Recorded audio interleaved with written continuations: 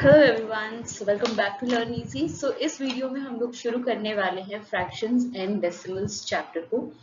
It is the lecture 1 and it will be an introductory session about fractions कि fractions होते क्या है, कितने टाइप्स के होते हैं। ठीक है, तो हम सिर्फ इसी बारे में इस वीडियो में बात करने वाले हैं। So let's get started.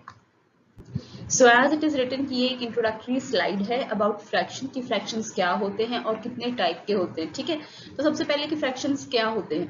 Fractions में दो पार्ट होते हैं, वन इज द न्यूमरेटर,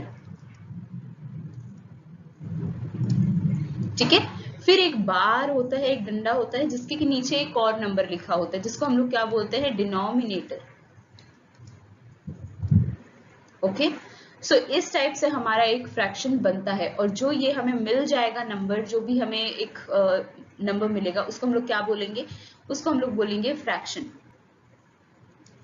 ठीक, सो अभी चलो लिखते हैं। न्यूमरेटर की जगह पे भी एक नंबर लिखेंगे हम लोग और डिनोमिनेटर की जगह पे भी एक नंबर लिखेंगे। For example 1/2, 1/2।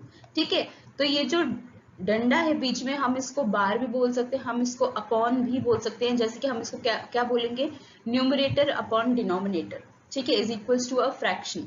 तो अब हम लोग न्यूमरेटर को n से डिनोट करेंगे और डिनोमिनेटर को d से डिनोट करेंगे, क्योंकि ये स्पेलिंग बहुत ज्यादा लंबी है तो हम बार बार इसे नहीं लिख सकते। ठीक है, तो इसी तरीके से हमारा फ्रैक्शन बनता है कि fraction is equals to numerator upon denominator. Is it clear? So चलो कुछ एग्जांपल्स देख लेते हैं फ्रैक्शंस के। सो फॉर एग्जांपल 1/2, ठीक है, न्यूमरेटर अपॉन डिनोमिनेटर। अब या फिर 3/4 या फिर 7/9 या फिर 10/6 या फिर कुछ भी नंबर आपकी चॉइस का जो आप लिखना चाहते हो आप वो लिख सकते हो, वही आपका क्या हो जाएगा, फ्रैक्शन हो जाएगा। ठीक है, तो इस टाइप से जब हम किसी भी नंबर को लिखते हैं तो वो हमारा क्या होता है, फ्रैक्शनल फॉर्म।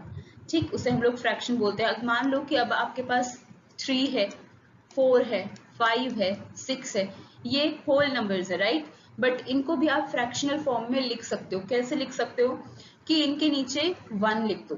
ठीक है, अगर कोई भी नंबर है जिसके के नीचे कोई भी डिनोमिनेटर गिवन नहीं है तो उस नंबर का डिनोमिनेटर क्या होगा, हमेशा 1। ठीक है, तो इस टाइप से आपने होल नंबर को भी फ्रैक्शनल फॉर्म में कन्वर्ट कर दिया, राइट। तो ये हमारी एक होल नंबर का फ्रैक्शनल फॉर्म हो गया। इसकी भी हमें जरूरत आगे जाके पढ़ने वाली है। सो फॉर एग्जांपल अगर आपको बोल दिया जाए कि right 10 in its fractional form और right these numbers 12, 15, 26, 7, 29, 72 in their fractional forms, तो आप कैसे लिखोगे, आप लिख दोगे 12/1, 15/1, 26/1, 29/1 एंड 72/1। तो ये हो गया आपके होल नंबर्स का फ्रैक्शनल फॉर्म।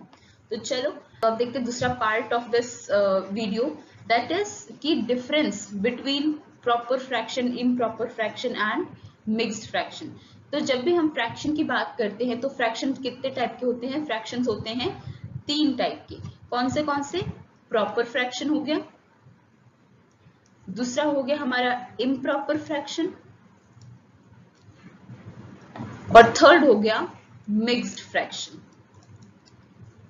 ठीक है, तो ये 3 टाइप के फ्रैक्शंस होते हैं हमारे पास जब भी हम किसी भी फ्रैक्शन की बात करते हैं। तो जब भी आपसे कोई बोले कि ये एक फ्रैक्शन है तो आप पूछ सकते हो कि आप दिमाग में ये चीज सोच सकते हो कि ये प्रॉपर फ्रैक्शन है या इम्प्रॉपर फ्रैक्शन है या फिर एक मिक्स्ड फ्रैक्शन है।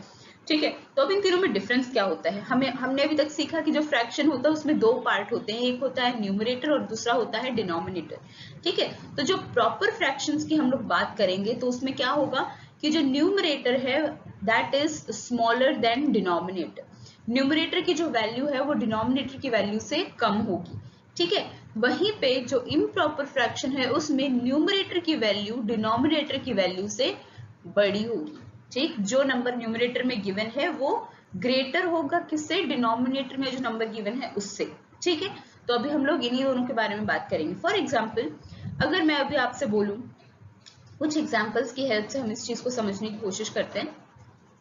So let's write it here कि प्रॉपर फ्रैक्शन किससे बोलेंगे, when numerator is smaller than denominator, improper when numerator is greater than denominator. तो अभी आपके पास कुछ एग्जांपल्स हैं, लाइक 1/2, 3/5, 7/8, 9/11 and 12/10, 13/7, 5/3, 2/1।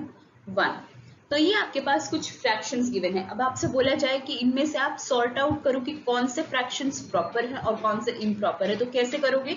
आप दोनों में, आप सारे एग्जांपल्स में क्या देखोगे, न्यूमरेटर में जो नंबर है उसे देखो और डिनोमिनेटर में जो नंबर है उसे देखो।